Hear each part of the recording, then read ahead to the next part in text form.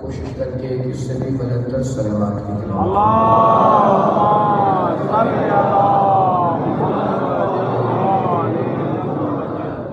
بسم اللہ الرحمن الرحیم العلی العظیم الحمد للہ الذی جعلنا من المتمسکین بولایت امیر المؤمنین الحمد للہ الذی هدانا لهذا وما كنا لنهتدی لولا ان هدانا اللہ لقد جاءت رسل ربنا بالحق مولانا ومولا الثقلین جد الحسن والحسین مولانا ابی القاسم محمد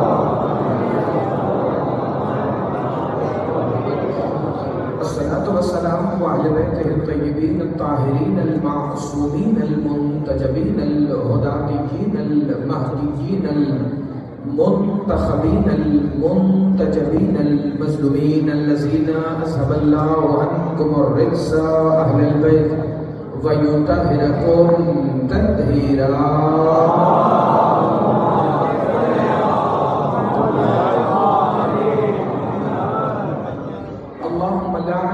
ظالما سلم محمد وآل محمد وتابع له آخر قال سبحانه وتعالى في كلامه المجيد ومحكم خطابه الحميد وقوله الحق بسم الله الرحمن الرحيم إنما يريد الله ليذهب عنكم الرجس أهل البيت ويطهركم تطهيرا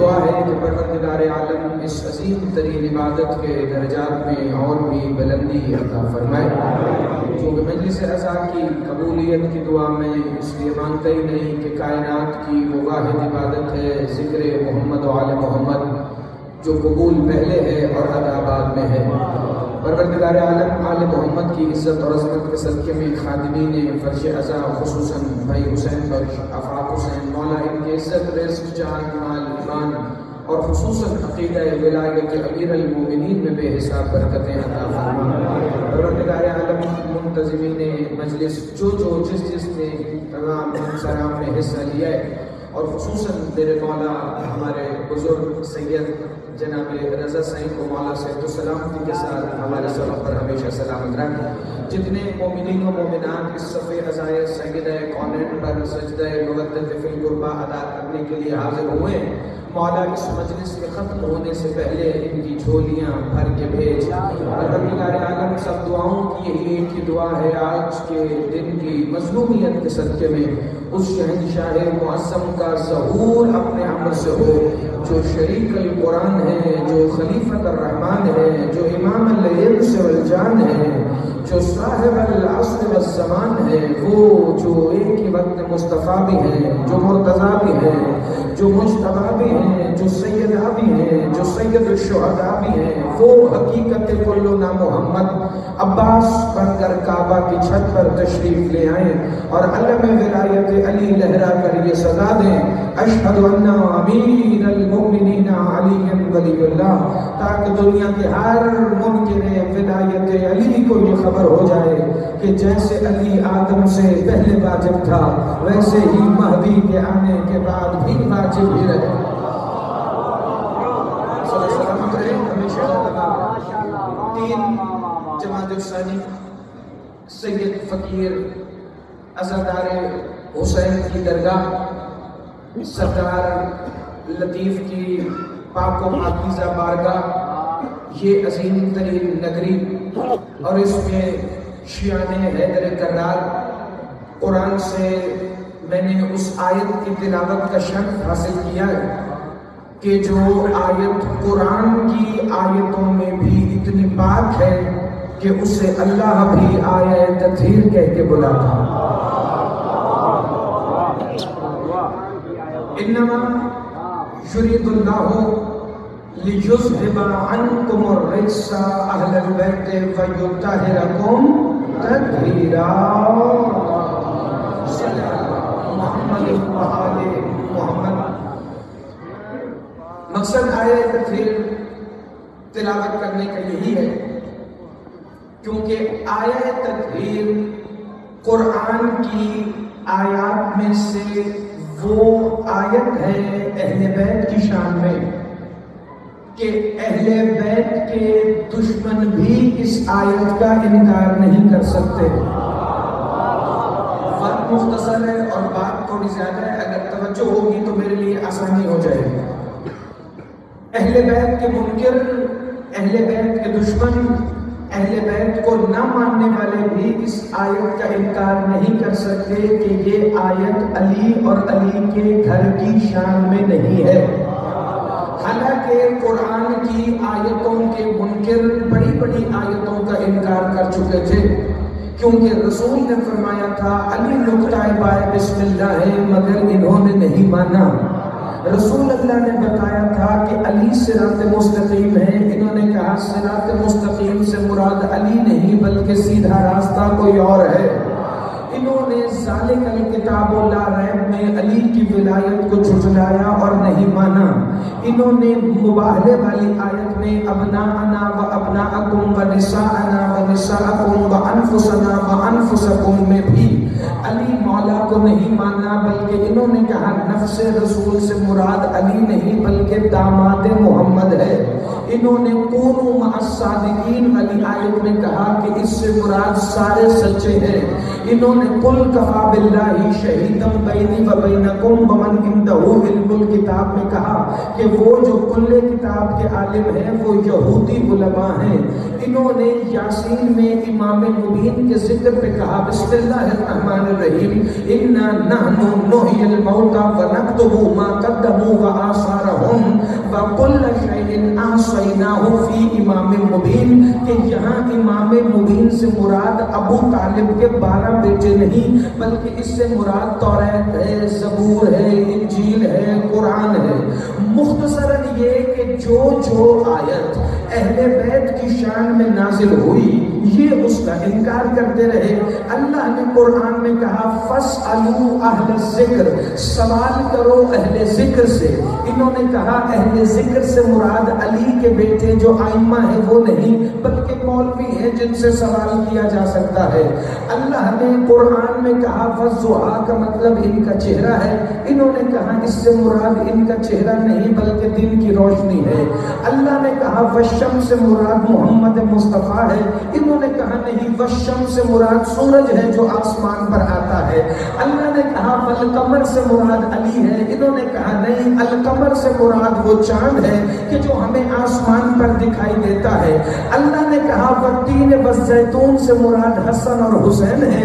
इन्होंने इनकार करके कहा नहीं इससे मुराद अल्लाह दरख्तों की कसमें खा रहा है।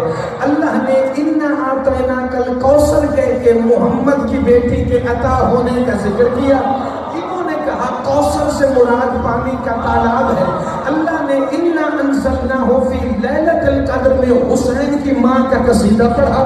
इन्होंने कहा इससे मुराद वो ताक रात है जो रमजान में तलाश की जाएगी।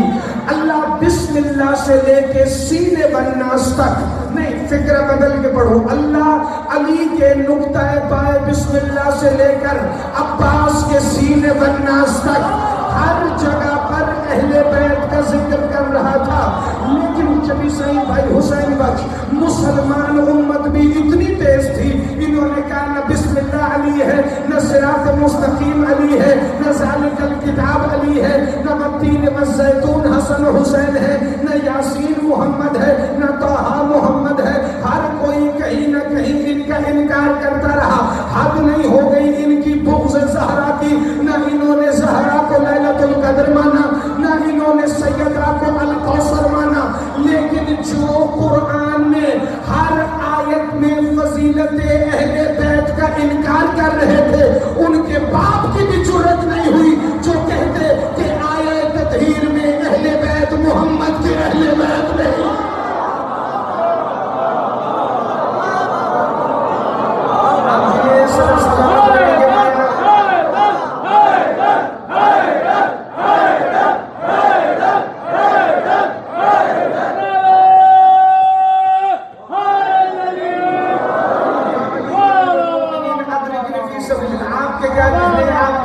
جو بندہ سمجھ کے بول رہا ہے اس کے کیا کہیں.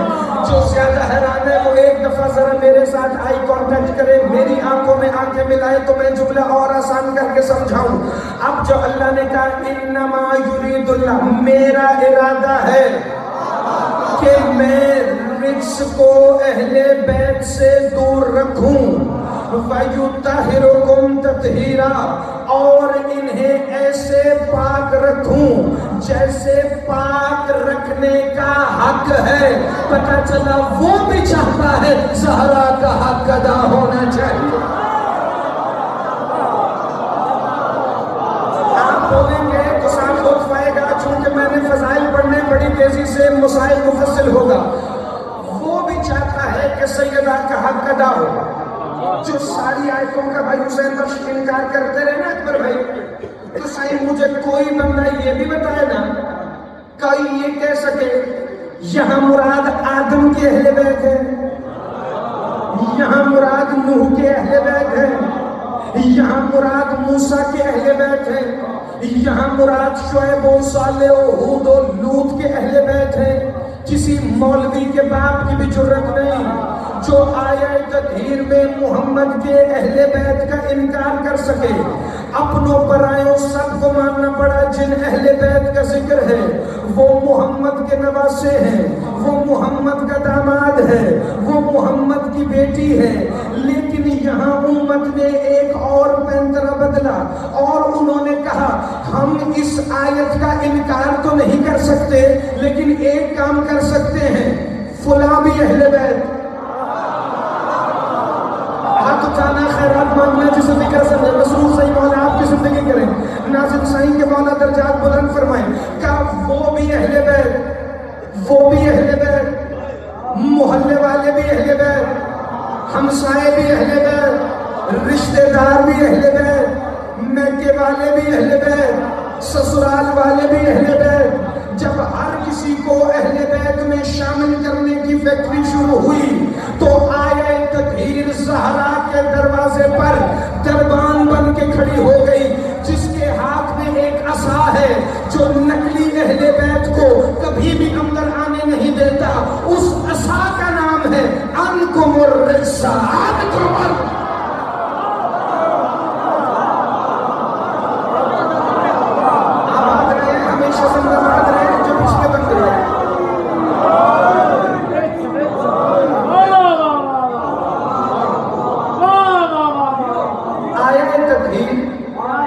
سیدہ کے دروازے کے باہر دربان بن کے کھڑی جو کبھی بھی نقلی اہل بیت کو اصلی اہل بیت کے ساتھ ملنے نہیں دے گی. بچوں کے لیے آسان لفظوں میں بتاؤں, اللہ نے آیہ تطہیر میں ایک فلٹر لگایا, ایک چھاننی لگائی, ایک پیمانہ رکھا ہے, ایک یارڈ سٹک قائم کی ہے, ایک لا بنایا ہے, ایک قانون وضع کیا ہے جو کبھی بھی نقلی اور اصلی اہل بیت کو ایک دوسرے سے ملنے نہیں دیتا. چونکہ کسی بندے کا ارادہ نہیں, اس کا ارادہ ہے کہ رجس اہل بیت سے دور رہے. سائیں نے بتایا, رضا سائیں نے 12 بجے سے عزاداری شروع ہے, بندوں نے جلوس بھی نکالا, ماتمداری بھی کی, زنجیر زنی بھی ہوئی, کما زنی بھی ہوئی. لیکن کئی بندے آپ کے علاقے میں بھی گھروں میں بیٹھ کے کہہ رہے ہوں گے ہم ماتم میں نہیں جائیں گے, ہم جلوس میں نہیں جائیں گے, ہم مجلس میں نہیں جائیں گے. آپ کی مرضی نہیں, اللہ نے دور رکھا ہوا ہے.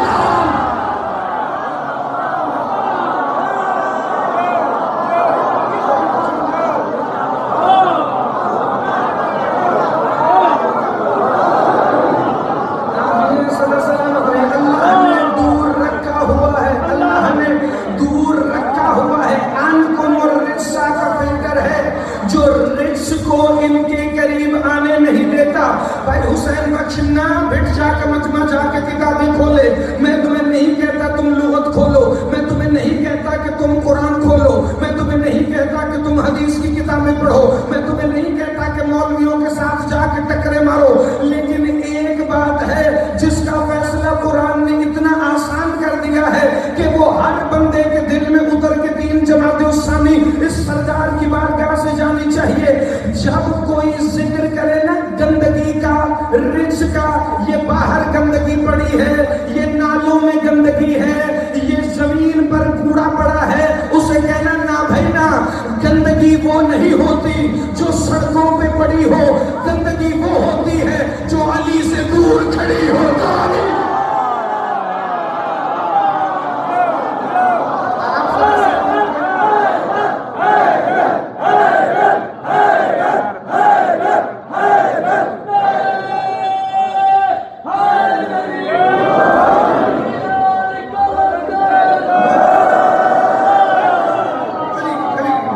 توجہ کی، بڑی توجہ. انکم الرجس، جو بھی ان سے دور ہے وہ رجس ہے. اب یہ تو ہر بندے نے اپنے گریبان کے اندر دیکھنا ہے، میں اہل بیت کے کتنا قریب ہوں، میں اہل بیت سے کتنا دور ہوں. اور یاد رکھنا، علی مولا نے فرمایا میری محبت اس دل میں نہیں آ سکتی جہاں میرا غیر ہو. تو یہ جو کہتے ہیں نا علی مولا ہمارے مولا ہیں، لیکن ہم ان کو بھی اچھا سمجھتے ہیں. علی فرماتے ہیں جہاں میں ہوں وہاں میرا غیر نہیں ہو سکتا، جہاں میں ہوں وہاں میرا مخالف نہیں ہو سکتا. علی کا ہونا ہے تو پورا بن کے رہے، چونکہ علی اللہ کا وہ امتحان ہے جس میں 99 والا بھی فیل ہو جاتا ہے. اس میں پورے 110 نمبر چاہیے پاس ہونے کے لیے. جس کے دل میں علی ہے بولو ہے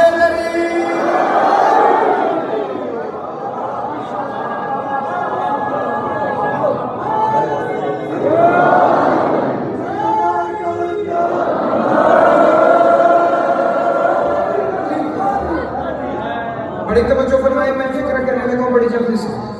تو اب آیہ تطہیر میں انکم الرجس رکھ کے اللہ نے فیصلہ کیا، نکلی اہل بیت باہر.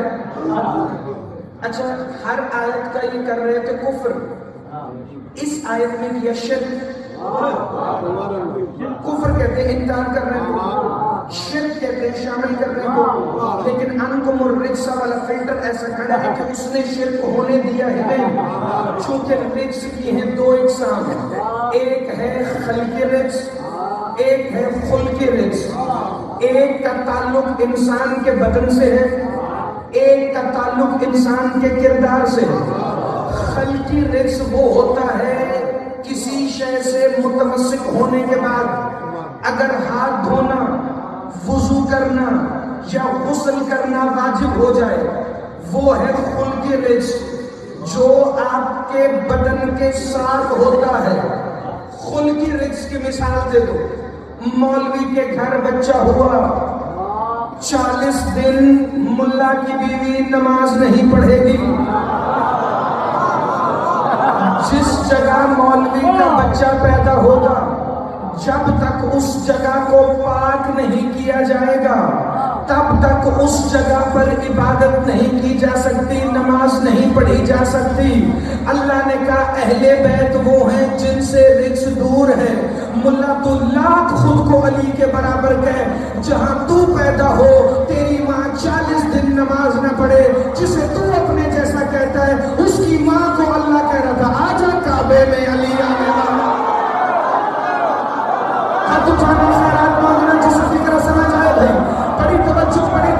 جس جگہ مولوی پیدا ہو اس جگہ کو پاک کیے بنا نماز نہیں پڑھی جا سکتی. اور جس جگہ علی آ جائے اللہ کہتے ہیں چلو اب سارے ادھر رخ کر کے نماز پڑھو. چلو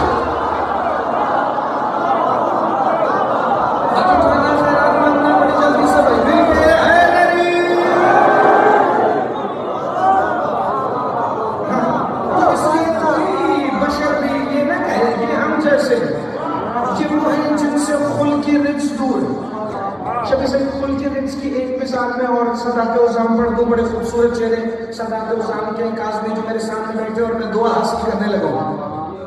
خلق رجس کی ایک اور اقسام ہے. خلق رجس کے اندر ایک مسئلہ ہے شریعت کا. اگر کوئی مولوی صاحب کسی محراب میں نماز پڑھا، کوئی کسی بھی نسل کا، اور مولوی کو لگ جیسا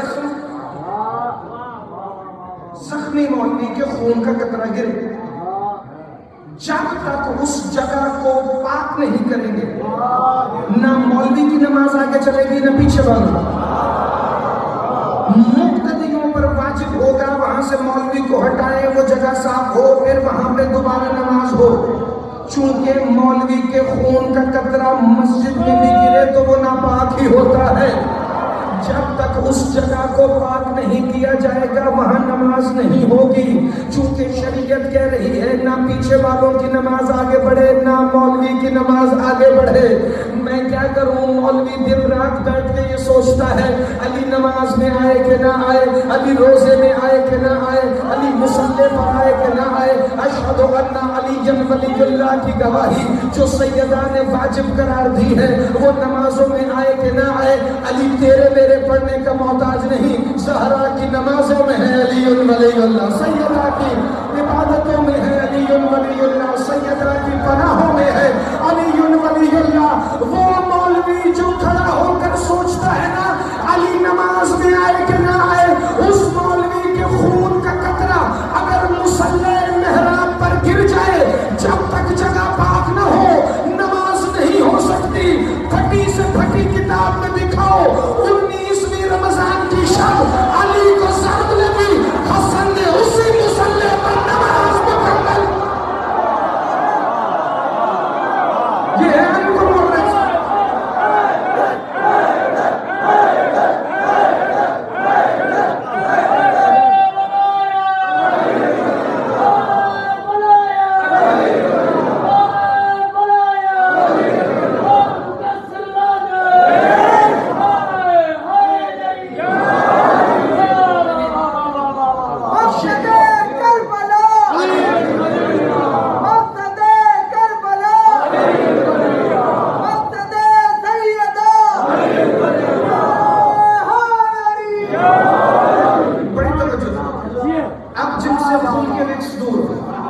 لیکن ایک جملہ میں نے اور کہنا ہے, صرف خلقی نہیں, خلقی نہیں, خلقی بھی جن سے دور.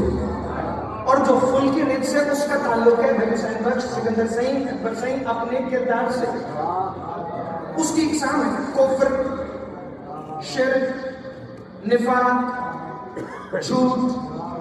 یہ خلقی رت کی اقسام ہے. یہ بھی جن کے پاس ہو وہ اہل بیت میں نہیں آئیں گے. جنہیں کہا اللہ نے اہل بیت, نفاق ان کے قریب نہیں آ سکتا کیونکہ نعرے تو آپ نے سنے علی کی ساری زندگی منافقت کی موت ہے. کفر ان کے قریب آ نہیں سکتا چونکہ بتوں کو توڑنے والے یہ ہیں. سارے بت پرست تھے, ابو طالب کے بیٹے بت شکن تھے. اچھا شرک کی مجال ہی نہیں کہ ان کے قریب آئے. شبی سعید میری زندگی خطابت کے کچھ جملے ایسے میں اس پر اپنی 7 نسلیں بھی قربان کروں تو حق ادا نہیں ہو سکتا. شرک اہل بیت کے قریب نہیں آ سکتا چونکہ ان کی لا سے وہ الا اللہ.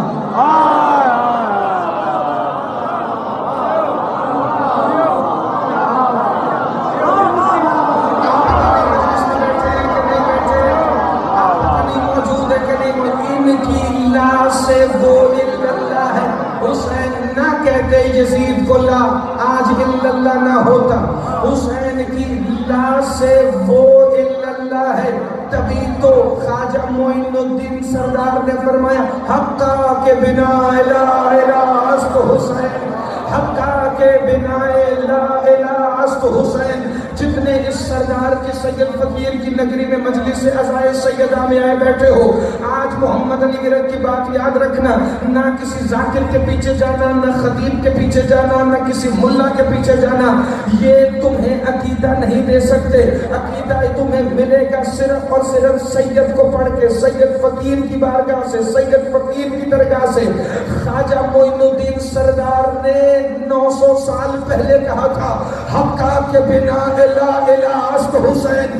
900 سال بعد بھی مقصر سوچ رہا ہے علی نماز میں آئے کہ نہ آئے. سید نے 900 سال پہلے کہا جس علی کا بیٹا لا الہ کی بنیاد ہے وہ علی تیری نماز میں بھی نہیں.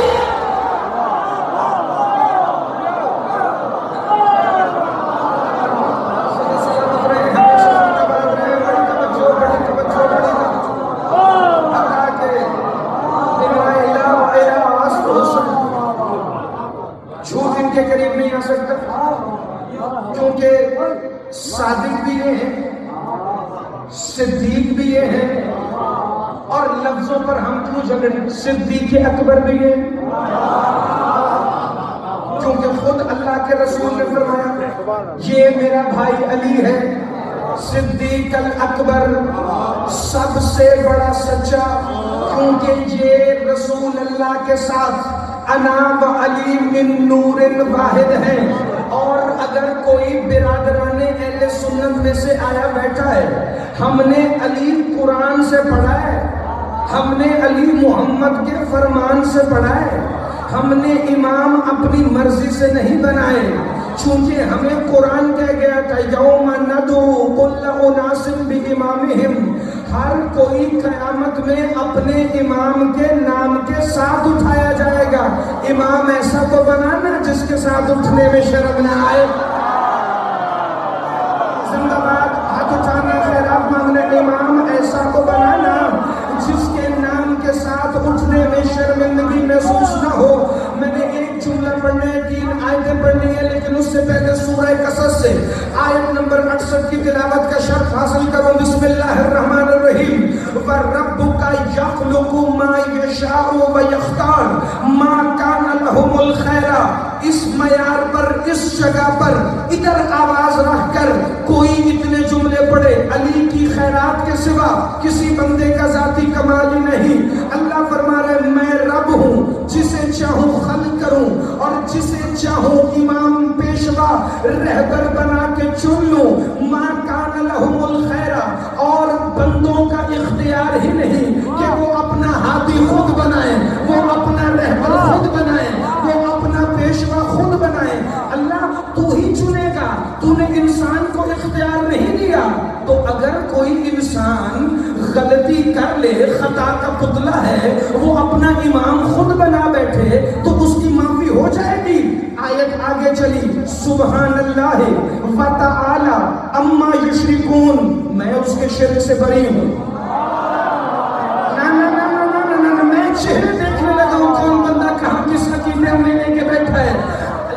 وَرَبُّكَ يَخْلُقُ مَا يَشَاءُ وَيَخْتَارُ مَا كَانَ لَهُمُ الْخَيْرَ سُبْحَانَ اللَّهِ وَتَعَالَى عَمَّا يُشْرِكُونَ۔ ٹکڑے نہیں جوڑے، سورہ قصص ہے، آیت نمبر 68 ہے۔ اللہ فرما رہے میں رب ہوں، جسے چاہوں بنا دوں، جسے چاہوں چن لوں، ہادی، رہبر، پیشوا، امام، رہنما بنا کر۔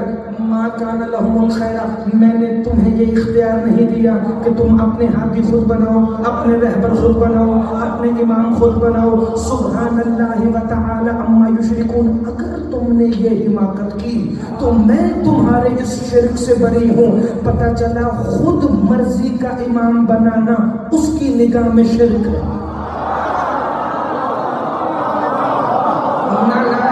ایسے نہیں، میرے 5 منٹ زیادہ لگ جائیں لیکن میں ایسے چھوڑوں گا نہیں۔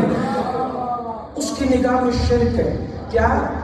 اپنی مرضی کا ہادی بنانا، اپنی مرضی کا پیشوا بنانا، اپنی مرضی کا امام بنانا، چونکہ اس نے اٹھانا ہے قیامت والے دن امام کے نام سے، تو ہم وہاں چلے جائیں گے۔ اللہ کہے گا ہاں کیا لے کر آئے ہو؟ سارے آئیں گے۔ اللہ نماز، روزہ، حج، زکوٰۃ، اللہ کہے گا میں نے عمل تمہاری شکلیں دیکھ کے نہیں تولنے۔ یوم ندعو کل اناس، آج وہ دن ہے جب عمل امام دیکھ کے تولے جائیں گے۔ آپ اٹھانا، خیرات مانگنا، جسے میں کیا سمجھ رہے، آج عمل شکلیں دیکھ کر نہیں، آج عمل امام دیکھ کر تولے جائیں گے۔ وہاں دونوں پارٹیاں آ جائیں گی، ہم علی کے چاہنے والے شیعہ اثنا عشری بھی ہوں گے، اور وہاں وہ سارے ہوں گے جنہوں نے ان 12 کے علاوہ کسی کو بھی 1400 سال پہلے یا آج کی تاریخ میں امام کہا۔ اللہ کہے گا بتاؤ جی اپنے اپنے امام دکھاؤ۔ آج میں تمہاری نمازیں تمہاری شکل دیکھ کے نہیں، آج تمہارے روزے تمہاری شکلیں دیکھ کے نہیں، آج تمہارے حج، زکاتیں، خمس، جہاد تمہاری شکلیں دیکھ کے نہیں، آج امام دیکھ کے تولے جاؤں گا، چونکہ میں نے ایسے محشر میں ایک ایک بندے کا حساب نہیں لینا، جس کا امام جیسا ہے اس کا عمل بھی ویسا ہوگا۔ اپنی کمزور سی نمازیں لے کر کہیں گے اللہ ہماری مجال نہیں جو تیری بارگاہ احدیت میں کچھ کہہ سکے. یہ ہمارے امام ہے. پہلا علی ہے، دوسرا حسن ہے، تیسرا حسین ہے، چوتھا سجاد ہے، پانچواں باقر ہے، چھٹا جعفر ہے، ساتواں قاسم ہے، آٹھواں مولا رضا ہے، نواں مولا تقی ہے، 10واں مولا نقی ہے، 11واں عسکری ہے، اور 12واں ہمارے زمانے کی حجت مہدی دورہ ہے. یہ ہمارے 12 امام ہیں. اللہ یہ ہمارے اعمال. اللہ کہے گا گھبرا کیوں رہے ہو، وہاں جاؤ جہاں یہ 12 جا رہے ہیں. ہاتھ اٹھاؤ جسے اپنے ہاتھیوں پر ناز ہے بھائی. اللہ کہے گا گھبراؤ نہ، وہاں جاؤ جہاں یہ 12 جا رہے ہیں. پھر دوسرا گروہ آ جائے گا. اللہ کہے گا کیا لے کر آئے ہو؟ نمازیں لے کر آئے ہیں، حج لے کر آئے ہیں، زکات لے کر آئے ہیں، جہاد لے کر آئے ہیں، خمس لے کر آئے ہیں، خمس خور بھی لے کر آئے ہیں. زندہ باد. ہاتھ اٹھانا، خیرات مانگنا. اللہ کہے گا ٹھیک ہے سارا کچھ لے آئے ہو، یہ بتاؤ امام کون سے لائے ہو؟ وہ پھر جنہوں نے ان 12 کے علاوہ کسی کو امام کہا ہوگا وہ ادھر ادھر دیکھیں گے. جن کو امام مانا تھا ان کو پسینے آئے ہیں. جن کو امام مانا تھا وہ خود جہنم میں جانے کی تیاریوں میں ہیں.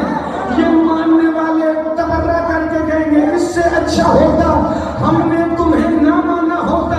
اللہ سے کہیں گے اللہ معاف کر دینا، یہ نمازیں بھی لے لے، روزے بھی لے لے، حج بھی لے لے، زکات بھی لے لے. اللہ کہے گا میں نے قرآن میں کہا تھا سبحان اللہ و تعالی عما یشرکون، میں تمہارے اس شرک سے بری ہوں. اب تم بتاؤ مشرک نماز پڑھے نہ پڑھے ایک ہی برابر ہے، مشرک روزہ رکھے نہ رکھے ایک ہی برابر.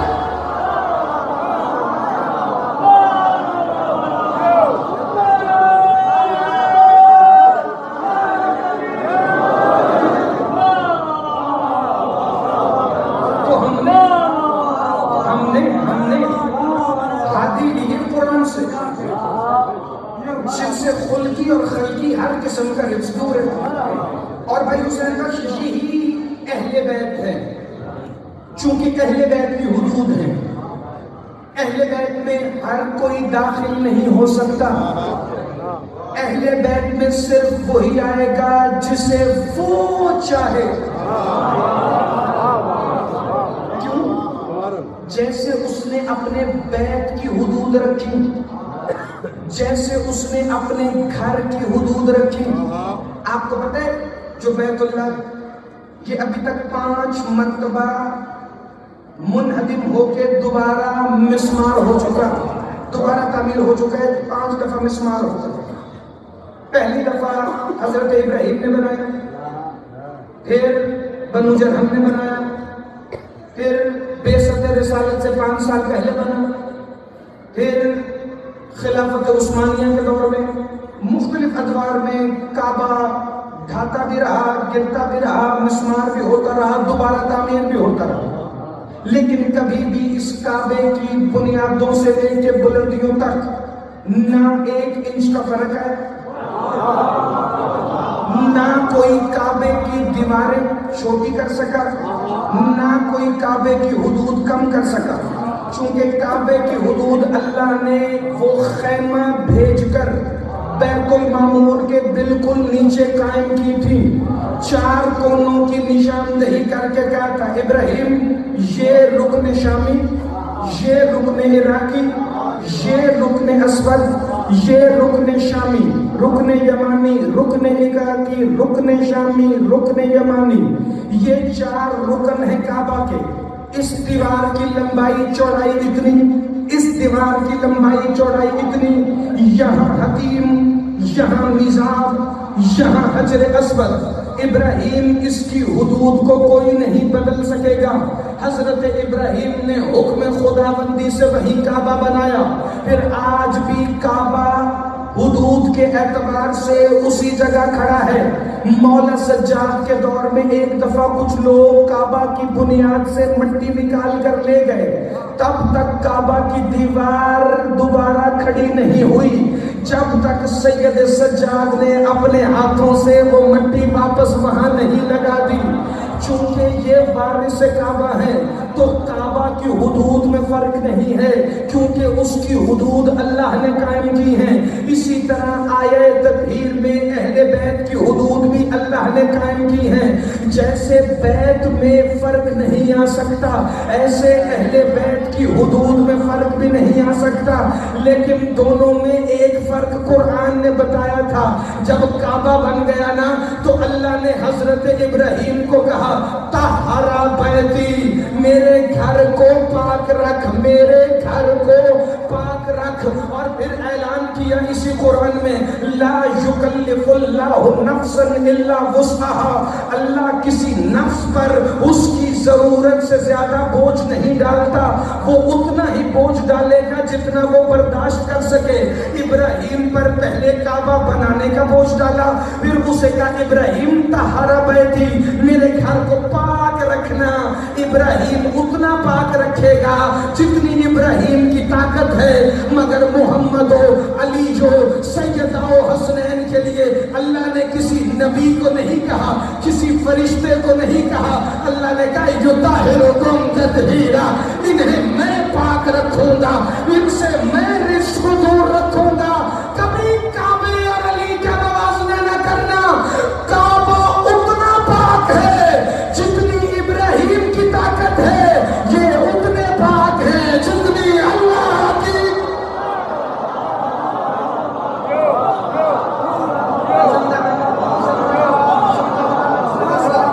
ہمیشہ زندہ باد رہنا. آخری فکر ہے, لیکن فکر اتنا بڑا آ گیا ہے کہ میں چاہتا ہوں فکر بھی کھڑے ہو کے پڑھیں اور فکر مسائل بھی.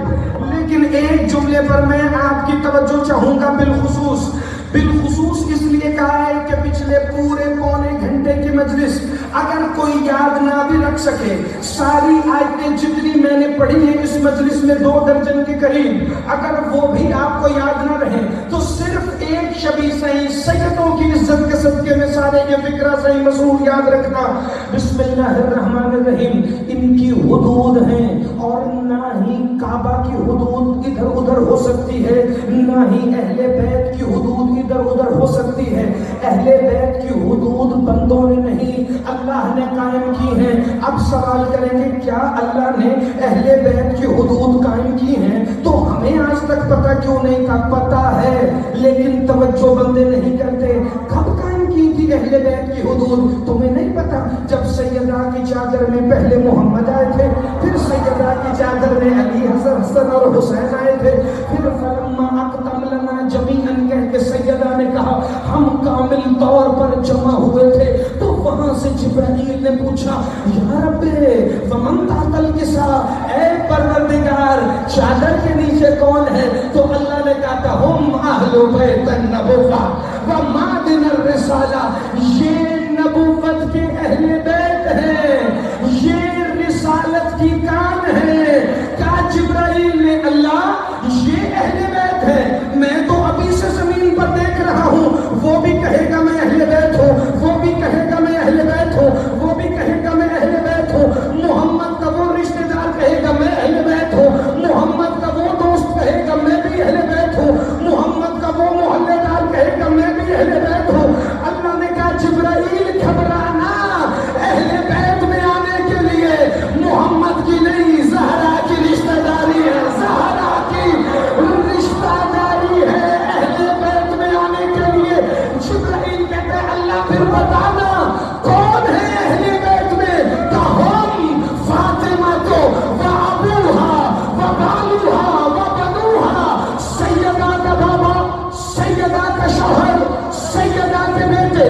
جملہ کہہ دوں, سیدہ کے بابا, سیدہ کا شوہر, سیدہ کے بیٹے. عربی میں بنی کہتے ہیں ایک بیٹے کو, بنی ہا کہتے ہیں 2 بیٹوں کو. بنو ہا تب آئے گا جب بیٹے 2 سے زیادہ ہو. اللہ کہہ رہا تھا ہم فاطمہ, یہاں زہرا ہے, سیدہ کا بابا ہے, سیدہ کا شوہر ہے, یہاں بنی ہا نہیں. اگر صرف حسن اور حسین ہوتے تو کہتا بنی ہا, کا بنو ہا.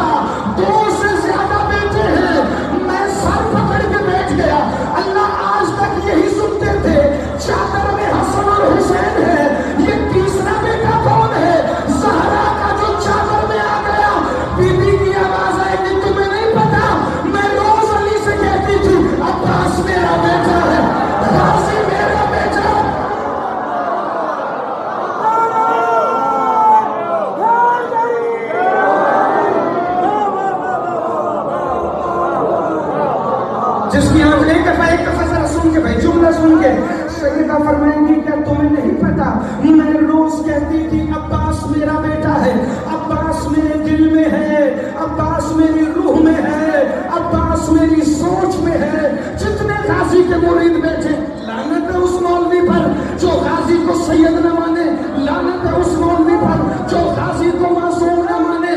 بندے کہیں گے کوئی دلیل ہے کہ غازی زہرا کا بیٹا ہے تو اللہ نے کہا بنوہا سیدہ کے دو نہیں چادر میں 3 بیٹے ہیں، کہاں دلیل ہے؟ زہرا نے علی سے کہا میں نے فتح کی سند میں جتنا حصہ حسن اور حسین کا رکھا اتنا ابن فضل العباس۔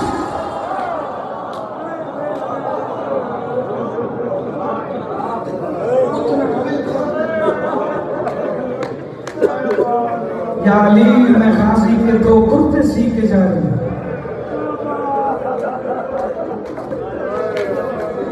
یا علی میرے عباس کو بتانا تیری ماں کا بازو ٹوٹ گیا۔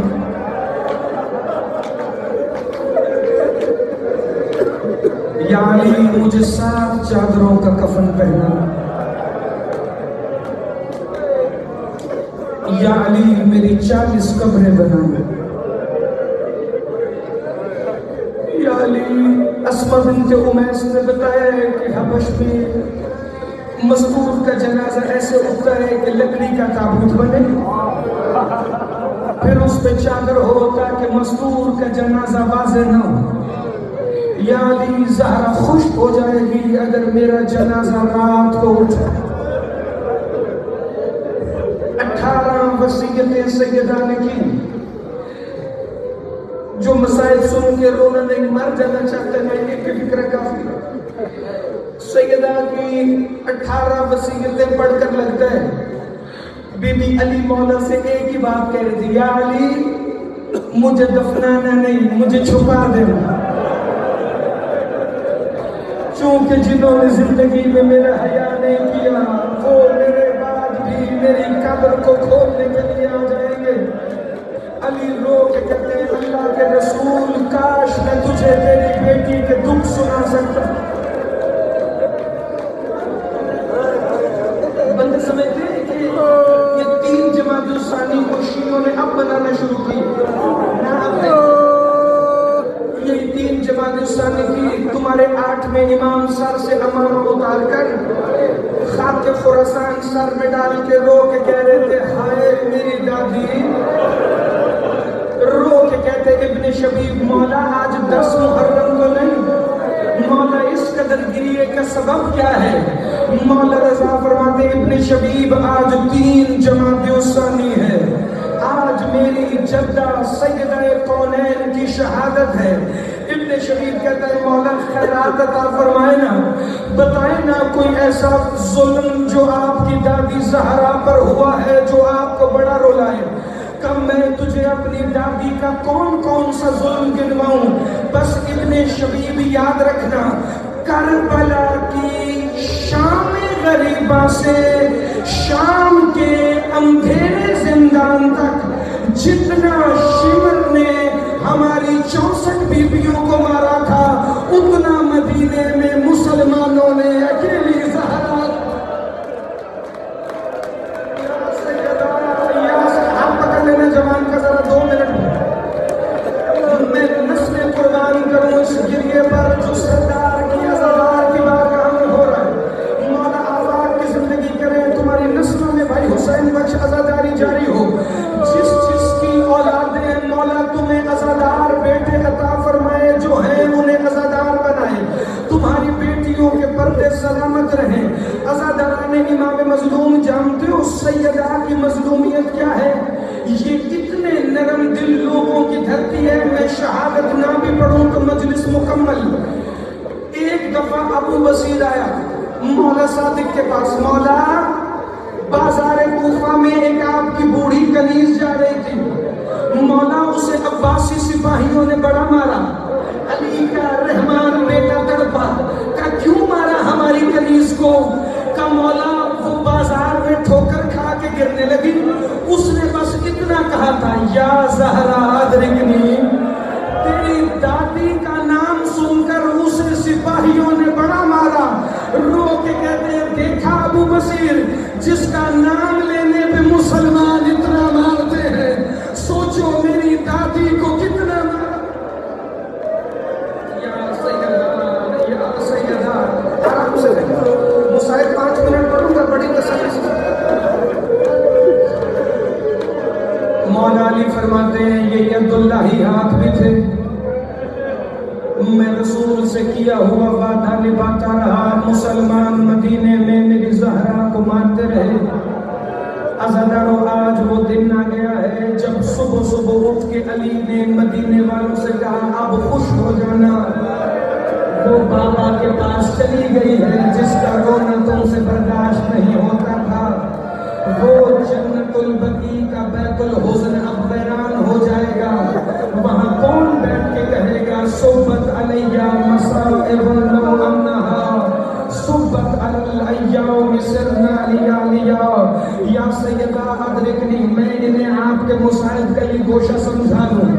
علی فرماتے ہیں اتنا ظلم ہوا میری سوجت سیدہ پر، میں اپنی زوجہ کی شہادت کے 40 دن بعد اپنے لال حسن کو لے کے گھر سے نکلا، مسجد نبوی کے ساتھ ایک چوڑی گلی تھی، میرا بیٹا حسن وہاں کھڑا ہو کے زور زور سے رونے لگا، میرے قدموں پہ ہاتھ رکھ کے کہتا ہے بابا علی میں تیرا امیر بیٹا ہوں، میں تیرا نفیس بیٹا ہوں، بابا تو مجھے پورے مدینے میں بنا نالین کے چلنے کے حکم دے میں مانوں، بابا ایک منت ہے مجھے اس گلی سے نہ گزارنا۔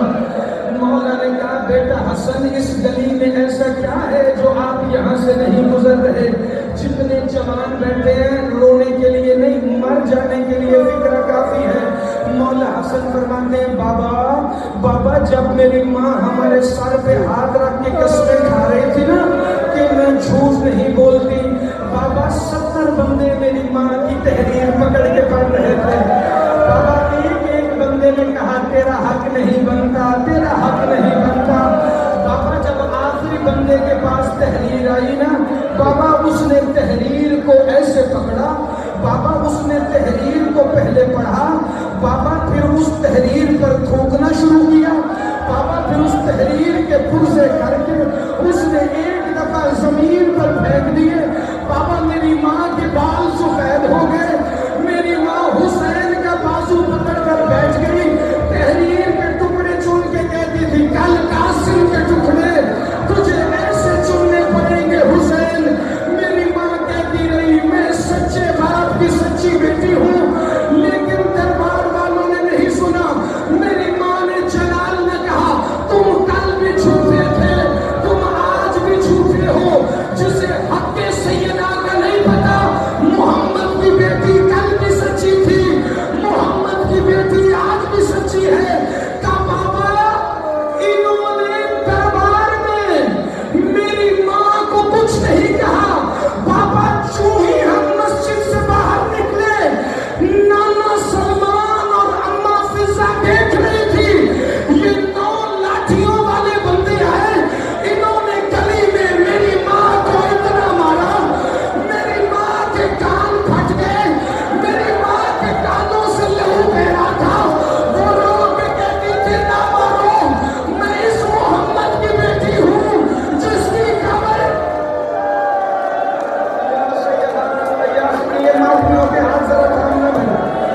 تین جماعت جو سامنے ہے کسی کے رونے کی حسرت رہنا۔ عزادارو سیدہ زخمی حالت میں گھر پہنچی، شام کی ملکہ نے ماں کے سر سے بہتا ہوا لہو دیکھا، رو کے کہتی ہے اماں نانا کے شہر میں تیرے بال کس نے سفید کیے، اماں تیرے سر سے خون کیسے بہا؟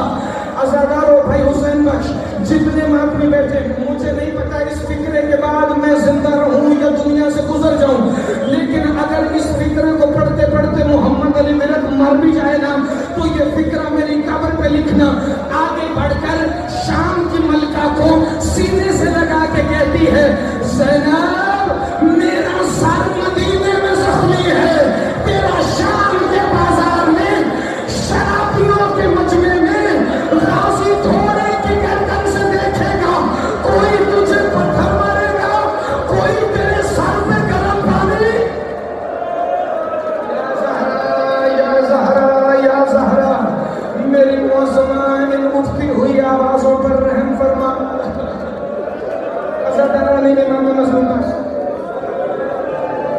अबी काब कहता है मैंने सुना 3 जमात शबी साईं रात से 2 मिनट से सुन चुके हो। मैंने ये मसाहब की जो अभी फिक्र पढ़ने लगा मैंने तिलावत नहीं की। मखसूसी का दिन है, शाम होने वाली है, इस दिन जो रो ले अगले साल पता नहीं मुझ में या तुम में से कोई हो कि ना हो, वो जिंदगी है जो हक ज़हरा के काम आए। लेकिन मेरी वसीयत समझ के याद रखना, अपने बच्चों को छोटे होते से बताना ज़हरा के कातिल बड़े जालिम थे। इब्ने अबी काब कहता है मैंने ऐसे देखा जैसे मदीने की गलियों में कोई लश्कर दौड़ आया हो। कहता है मैंने घर का दरवाजा खोला, 500 घोड़े सवार थे जिनके हाथों में आग लगी हुई मशले थी। इन्होंने लकड़ियों का अंबार सैयदा के दरवाजे पे लगाना शुरू किया। एक बंदे ने आगे बढ़ के कहा मोहम्मद की बेटी दरवाजा खोल के अबुल हसन को बाहर निकाल वरना हम तेरे दरवाजे पे आग लगा देंगे। कहती है हया करो, मैं मोहम्मद की इकलौती बेटी हूँ। कहते हैं हया नहीं करेंगे। इब्ने अबी काब कहते हैं इन्होंने दरवाजे को